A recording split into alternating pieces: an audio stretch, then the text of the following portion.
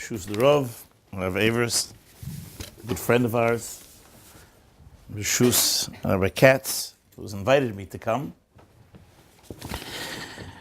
It's not an easy duty to discharge, to say a Hesped on a Godel Ador. Chazal are very scathing about those people who say Hespedim and are not properly giving a Hesped. It's very difficult. How is someone like myself, who knew Rav Elyashiv, spent several years in the late 70s, early 80s, b'mechitzosoi. I'm going to try to portray a little bit his godless, but it's not an easy job to do. And in fact, in a certain sense, I feel intimidated trying to do justice. I do not want to be nichshal in the avera of eino maspid ki alocha, eino maspid karoi. Rav Elyashiv, Recha Tzadik v'Kodesh L'Rocha, was the Godel Ador, and we are all his Talmidim. And a bit of a more humorous notion, I will tell you a story once happened in London with myself. There was a political situation. One of the Rabbonim, distinguished Rav, had written a book, and there was a question whether the hashkafas that were in this book were kosher or not. And there was a bit of a tumult in London on this topic, and it was sent to Rav Elyashiv. It was translated, and Rav Elyashiv paskined that this was kfira, and it had to be taken back. That Friday night, I met one of the balabatim in London, a very distinguished balabos. He says, Dayan Lichtenstein, he asks me a question. Wie kommt Rav Elyashiv, I have to say it in Yiddish now, translate, wie kommt Rav Elyashiv sich hereinmischen in a Londoner Meise? Why is Rav Elyashiv mixing himself into a London Geschäft? He was a bit upset that what had happened. So I said, Reb Yid, I want to ask you a question. Just this week, we had a shaila on a mamzer. Very difficult shaila. And the shaila was sent to Rav Elyashiv. Should we have asked him, what is Rav Elyashiv doing mixing into a London Geschäft? Just that you understand, we were certainly within our rights to ask. Because it's a Godel Ador. To the Godel Ador, there is no geographical limitations. The Godel Ador is the Godel on the ganze Ador, in the whole world. And the same way that Rav Elyashiv paskins a shaila in Even Ezer on Hilchas Mamzeris, the same way we send a shaila in Hilchas Deis in Hashkafa also to Rav Elyashiv. And this is the tchum of the Godel Ador. We all are his Talmidim. And if we all are his Talmidim, maybe it's not only advisable, maybe we're even mechuyev to have a Hesped and say a Hesped on it. Rav Avers asked the question. We can ask ourselves this question. What is a Godel Ador? Who is a Godel Ador? Who makes a Godel Ador?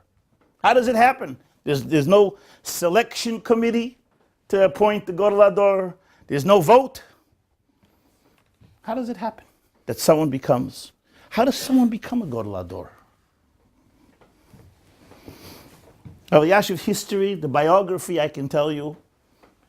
When you read the biography, he was 11-year-old when he came to Eretz Yisrael. He was a grandson of the Leshem on his mother's side. Leshem was a famous Litvish Baal Mekubal. And his father was a Choshev Rav. He grew up in Yerushalayim. He married the daughter of Bari Levine, the tzaddik. Shortly after he was in the koilel, Rav Hillman's koilel, at a very young age, he was appointed a Dayan. He was a Dayan for many years, and he was quite early, he was appointed to the Beis Din HaGodel. And I can tell you something, and I'll go into it a bit later. He was the main Dayan for many, many years. It's no secret that even among the whole Rabbanut, and there were Gedolim, very Choshev Poskim in those days, but the the poisek, was Rav Elyashiv, even as a young man.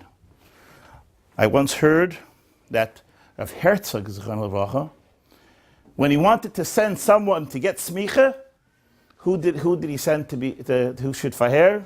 Rav Elyashiv was the one who heard. And if you look in Rav Herzog's Sefer, Heichal Yitzchak, you can see, even as a young man, the veneration, the respect that he showed to Rav Elyashiv was incredible. In 1972 or 73, he retired from the Rabbanut on a matter of principle. And interestingly enough, after retirement, he became even more famous.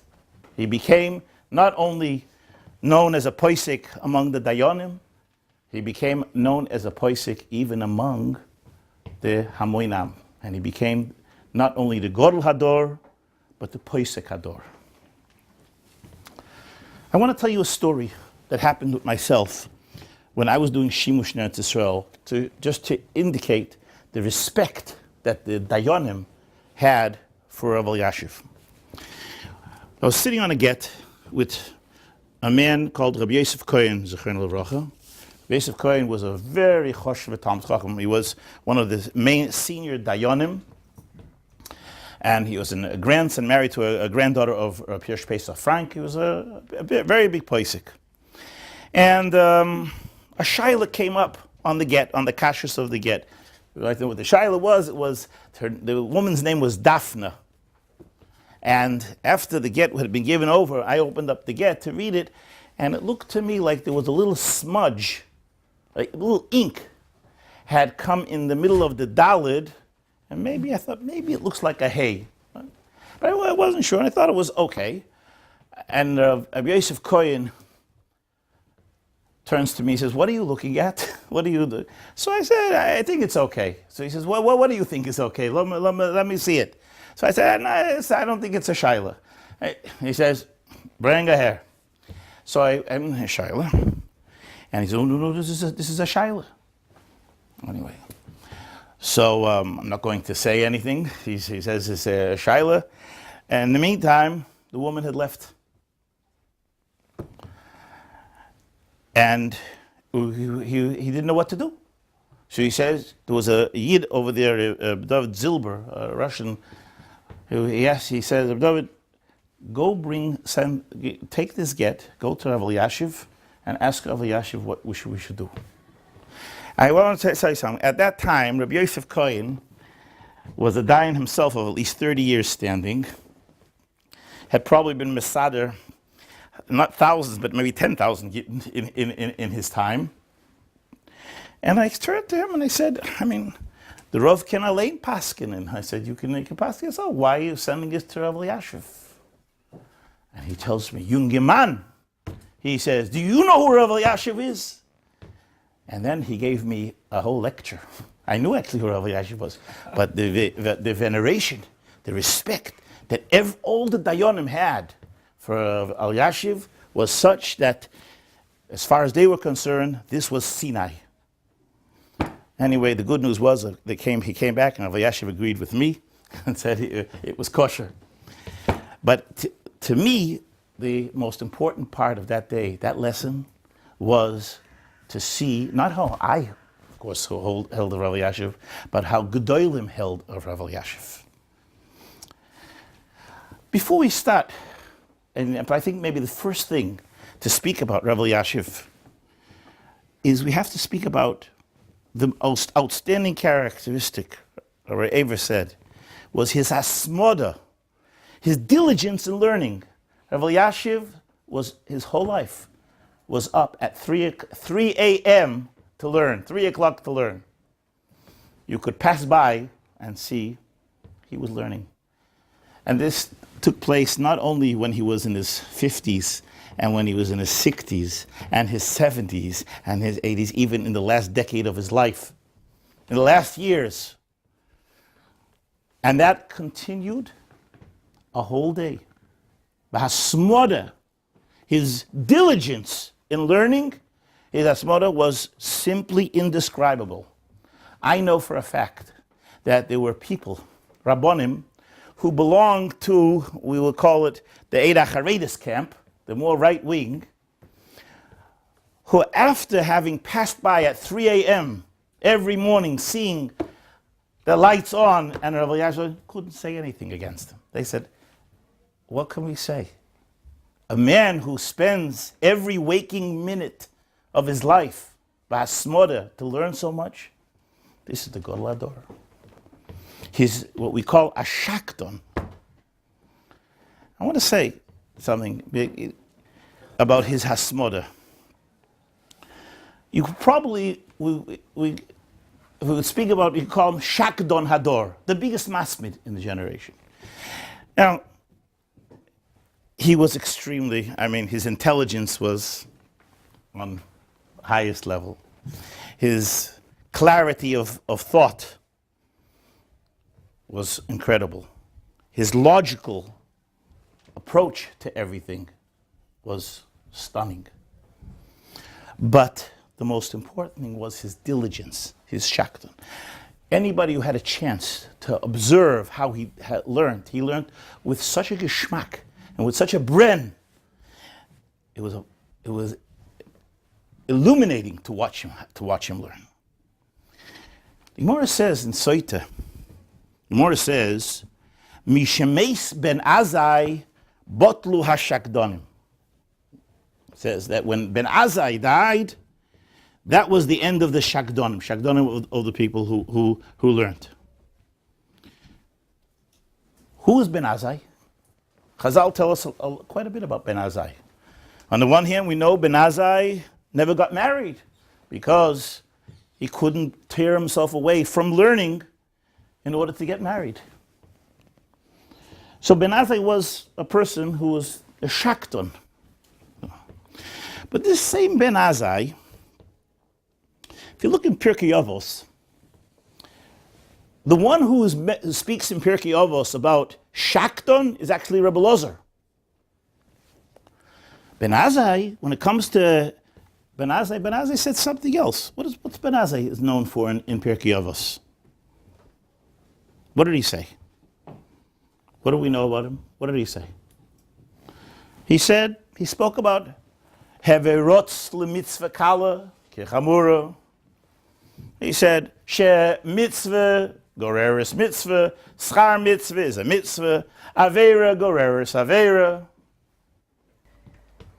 And Forshim say, Ben Azai, hamov sola chasidov, what was Ben Azai known for? His sidkis.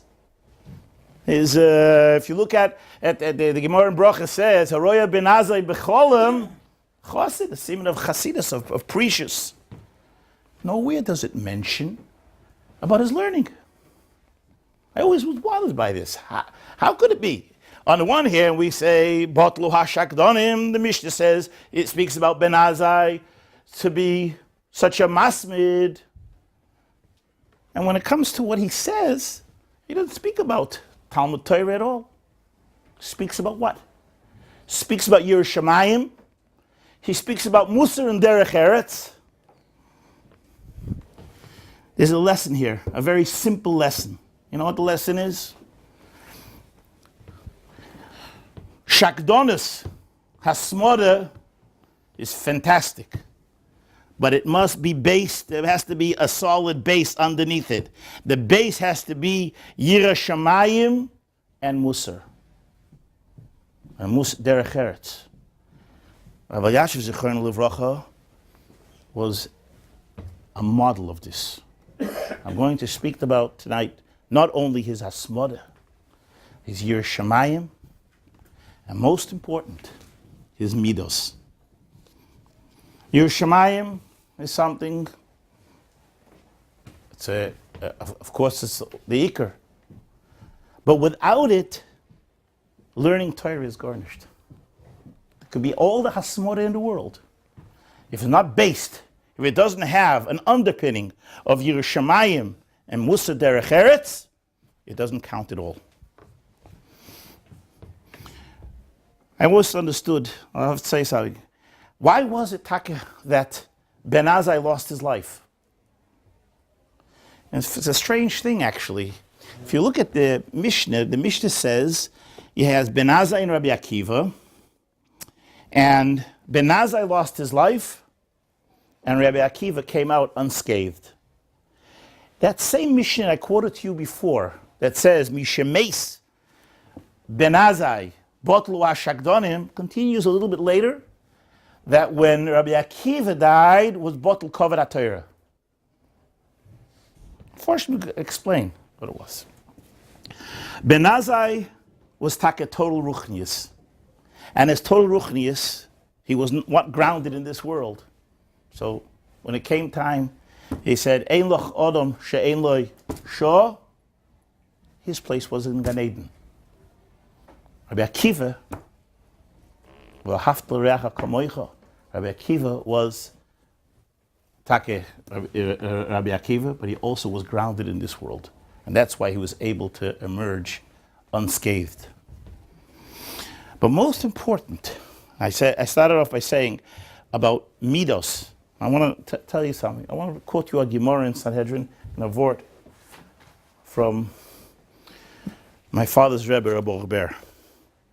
We speak about midos. Those of us who knew Rav Elyashiv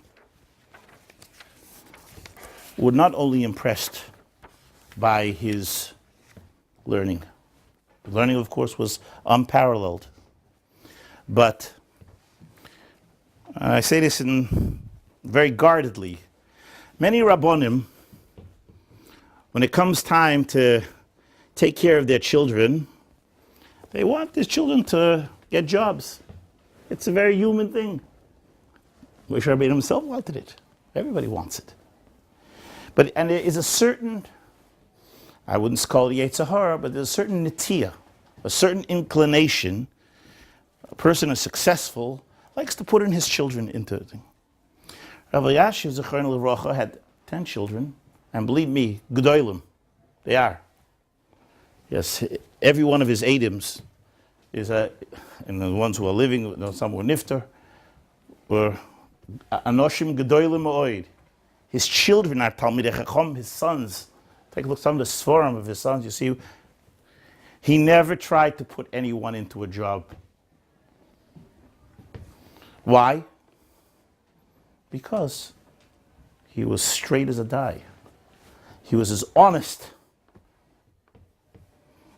He's a person that was careful about doing always the right thing, the derech eretz.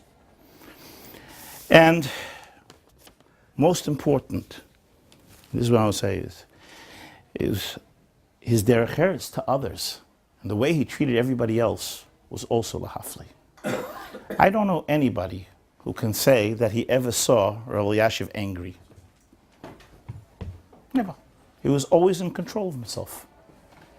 His midos, his shlita on himself was incredible.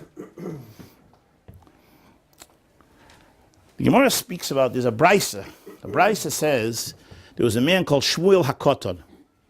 Shmuel HaKoton, when he died, they took his key and his pinkas, his notebook, and they buried him with it.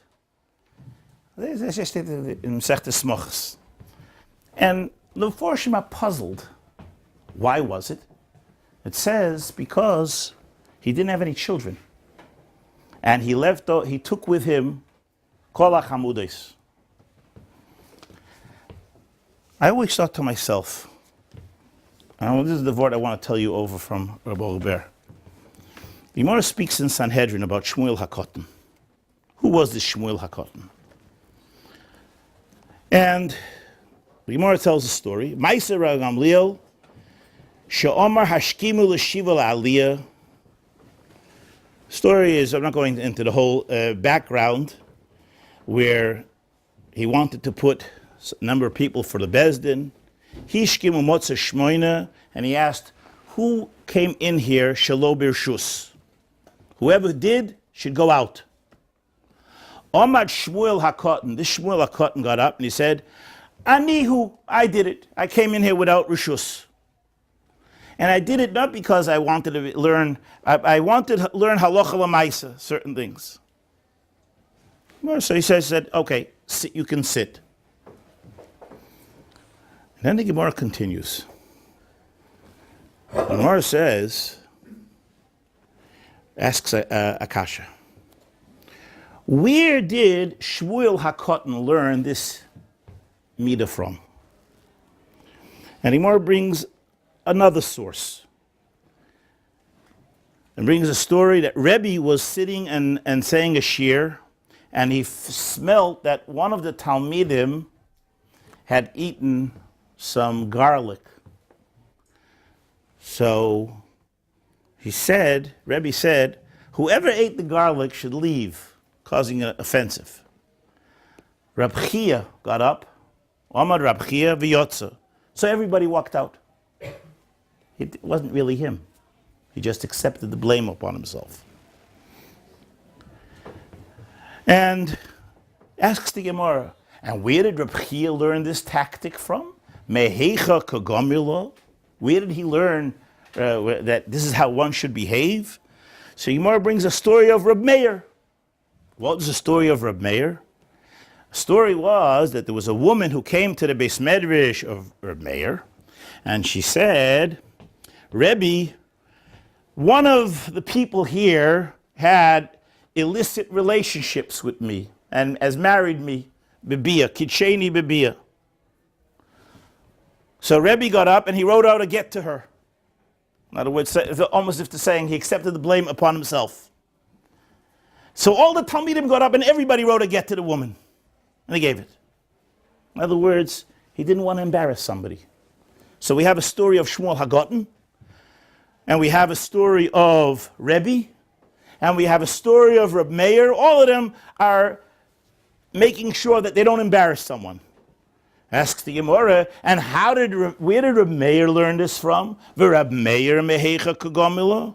He learned it from Shmuel HaKotten, who learned it from this one, who learned it from that one. Asks Rav Elyashiv a question, what is going on in this Gemara? We see Rabbonim who were oizgitzeichent, mitzuyan in their midos. They wanted to make sure that nobody got embarrassed, so they accepted it upon themselves. Since when do you have to ask a question, and how do you know mehechan kogomir? You need to ask somebody, how do I know that someone should be a mensch? And you bring a raya, I tell you, you know how you know you should be a mensch? Because Reb Meir did it, and Rebbe did it, and this one did it. Rabbi Ober asked this question.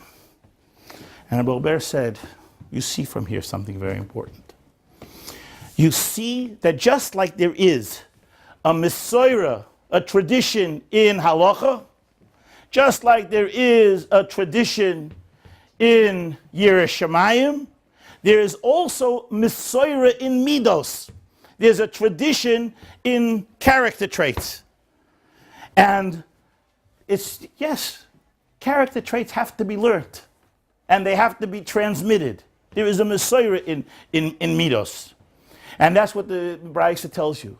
That Shmuel HaKotten had no children. He didn't have who to leave over with the midos. Midos is not just good character traits. It's a siman of godless. A real gadol is one who's not only a great in learning, is not only great in Yiras Shamayim, but is great in midos. Rav Elyashiv Zichron L'Vracha was a goyin hagoyinim in learning. In his Yiras Shamayim, he was always getzeichend. People who knew him knew that. Just to give one example. It's not something that I like to speak about, but it's known that there are Rabbonim who are mekel in Geiris. Rav Elyashiv spent decades of his life battling this I call sham in Geiris. All those who tried to be mekel yoisa midai in Geiris. And this caused them no amount of agmas nefesh, tremendous amount of grief. You cannot forestell, you cannot imagine how many Rabbonim came with tinus on him, and in fact, the whole Rabbanut, his own Marechet HaRabbanut, and him, was constant clashes going on. But he wouldn't give in because of his Yer Shamayim. In Yer Shamayim, he felt that for Klal Yisrael, this is absolutely crucial that somebody has to hold the line on this Treifa Geras, and he was Moise Nefesh for it. Didn't bother him how people will hold less, upset. His Yer Shamayim wouldn't allow it to go. But most important was his midas. Rav Elyashiv was by nature a quiet man. He was by nature not a quarrelsome individual. He was by nature, listen to this, he was a boireach min hakoved. Never was he a person that wanted to be known all over the world as Rav Elyashiv. Till they got him to publish Teshuvos, it was against his nature. He did not want to be befarsim. He did not want to be boilet. As far as he was concerned, all he wanted to do was to be able to sit and learn. But Hashah needed it, so he got up. But with all of this, all of these things I've spoken about, his learning, his godless, his psak, unquestionable, so great, his asmoda, nothing compares to the wonderful midas he had. But the midas were such that they were almost nister. It's not a person a tzaddik. I was present once when certain kanoim, let's put it this way, certain wanted him to come out with a psak, and he did not want to come out with a psak. And they were trying to force him into signing something, into getting, and they couldn't get him to sign. And they tried every which way to push him to sign, and he didn't. I began to lose patience with them. I was looking at them, these people, I said, get out of here already. What are you bothering the Rav so much? He had the anivus of Hillel. He didn't throw them out. He sat, and you know how precious every minute was for him. He wouldn't tell them to go. He wanted them to go, believe me. But he wouldn't tell them to go because he wouldn't do anything that was wrong in terms of derech eretz with someone. There were many times when Rav Elyashiv, even though he came out with various, sometimes very strong position in Marochas, what nobody realizes how long it took for him to come out with these positions, because he wanted to do everything in a quiet fashion. Only when every single avenue was exhausted, only when there was no breira, would he come out publicly with a psak. And anybody who knows a little bit the political situation at Israel knows that right away everybody wants to be mafarsim, 1, 2, 3. No, not to be mavaza anybody. That would be the last thing to be mavaza. There's one more point I want to speak about. The Medrash says, Bikesh chachomim lignois sefer kehelis. It says that Chazal wanted to bury kehelis. Why do they want to bury kehelis? Because they found contradictions, stiris. Kehelis, forget about with all the meforshim. Even the Poshup Shad Kehelis, open up a Kehelis and read Kehelis, translate it into a simple translation. It's full of chokhmah, mishurdik amount of chokhmah. So they had a kasha. So they had it because they had a kasha. They wanted to destroy the whole Kehelis. How could that be? My father Zechron L'Rocha told me, it doesn't say they found a kasha. It said they found a stira. They found a contradiction. There's a difference between a kasha is a kasha. You can have a kasha on something. You go weiter. But a stira, a contradiction, challenges the whole integrity of something. You cannot go weiter. They couldn't. They found the stira. They couldn't continue until they answered the stira. Bikshu chachamim lignois seifek helps me shemotzu dvor of soishin zebaz. They found the stira. They answered the stira. They go weiter. You find people in life can be sometimes great people, but there's sometimes a stira, a contradiction. What they say and what they do doesn't always fit together. Sometimes they say this way and sometimes they say that way. Stira. Rav Elyashiv did not have a single stira in his whole life.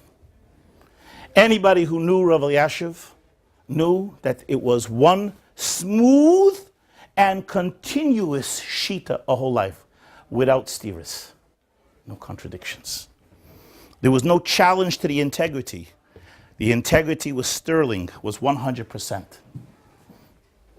And this is what convinced the whole world that we're dealing with an Adam Gadol. No matter how great a person can be, if there's a shtickle stira, if there's somewhere along the way that doesn't fit one thing with another, so the teva is, sinisht, may we say, sinisht hazeh, he's not 100%. Nobody ever said that about Rav Elyashiv. He was a man of principle. And the strongest story of his principle was the most dramatic period in his life in 1972, when the Rabbanut, who he had given his whole life for, the Beis Din HaGadol, came under challenge. The chief rabbi then came in, Rabbi Goren came in, and Rav Elyashiv felt as a matter of principle he could not stay in the same marocha, the same marechet as Rav Goren, and he simply picked himself up and resigned and left. His conscience would not allow him to stay in the marechet anymore. Just picked himself up and left, handed in his resignation and went. This takes godless. This is greatness. But you know how it comes from? It comes from because he was a man of integrity and a man of honesty. He couldn't be in an organization where he felt there was something wrong with it. Therefore, he had to pick himself up and leave. To me, that was the greatest of all. I once was a Shabbos by a great tzaddik, Reb Gedalia Eisman. He was the mashgiach of Kol Torah. And he told me, I think now I can probably say the name, so everybody's a sheikh and offer. And he says, he said, I never knew Rav Wolbe from yeshiva because I learned in Kamenetz and Rav Wolbe learned in the Mir. And I didn't really know him. I knew his Svarim. But now I'm beginning to hold very much of him. So I said to Vidalia, I was very close to him, I said, what did he do that made it so impressive? So he says there was a machloikis in the yeshiva in Ber Yankov, and he started this yeshiva. He created this yeshiva. He raised it, he grew it. But he didn't want to be involved in machloikis, so he just picked himself up and left. And that's godless. To be able to walk away from your own creation, from the own organization you've spent the most of your life to do it because of a matter of principle, that's godless. For Rav Elyashiv to walk away from the Rabbanut, just like that, because of a matter of principle, shows who he was. He was a man, not I said of Musar, of Derech Eretz, and most important, a man of principle. I spoke about his midas. I spoke about nobody ever could see him angry. Nobody ever could see him running after kavod. He was a person who encapsulated all the midos that Chazal speak about a Talmud Chacham. He was an inspiration to doiris of Rabbanim or of Dayanim. He showed what a Dayan should be like, be of principle, He showed what is the chashivas of Torah and his hasmoda. When it came to Psak Halacha, I once saw a drosha. The Gemara says that there was a Tana, I remember his name, I think it was the Shmuel Hananya, that he came to Rome, and in Rome he was told that there was a child, says there was a child who had been captured, who was a beautiful looking child, and he was being held captive by the Goyim. And he went to see who this child was, and he mentioned the pasuk, and the child finished the pasuk, and he became convinced that this child is something special. Ad kedei kach, he said, Muftachani, I'm sure that this person will be a moira hero b'Yisrael. He'll be a big poisik b'Yisrael. And so I am prepared to spend any amount of money to free him from the goyim. And Tosis asks Akasha. The din is not like that. The din is ein poidin es hashvuyin yoyse michidei demehen mipnei tikkun oilam.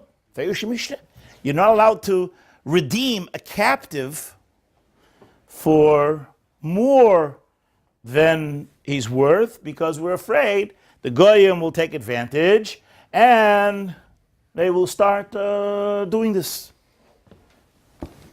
So Tosis asked the kasha, how could he do it? It was against the halacha. There's a Sefer Ber Yosef, Rav Yosef Salant, and he says, look careful at the Gemara. Gemara doesn't say Muftachani, that he's going to be only a Godel Hador. It's going to be a Moira Hiro b'Yisrael. And Taka, Gemara says he freed him, paid a lot of money. He turned out to be a Shmuel ben Elisha. So Rav Yosef Salant says, so what if he's a Moira Hiro b'Yisrael? So he says the key word is b'Yisrael. That he's not only going to be a Moira Hiro, a great man himself, he's going to be a great man for Klal Yisrael. And if that's the case, the rule of Ein Poidin Es Hashvuin says doesn't apply here, because this is not just for him. This is for the whole door. You could ask a question why Baram Rutenberg he wouldn't, but this is how he says: a Moira Hiro b'Yisrael is not just someone who has become a great Talmud Chacham in his own right. He is the Poisek Hador, and through his psak, he leads and guides the door. Such a person, there's no limit how much to spend. Rav Elyashiv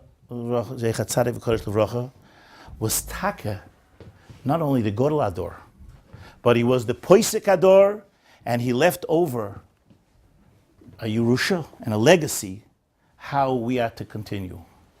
We are now a Dor Yosem. We don't have him anymore. We have his Torah, and we have the Yerusha he left over. Meirosha Kihilas Yankiv. The Eibush is given that we should be zoiche to follow in his footsteps. Ubila Hamoves Lodetzach, Umochas Hashem, Dimam Al Kaponim, V'noimar Omen.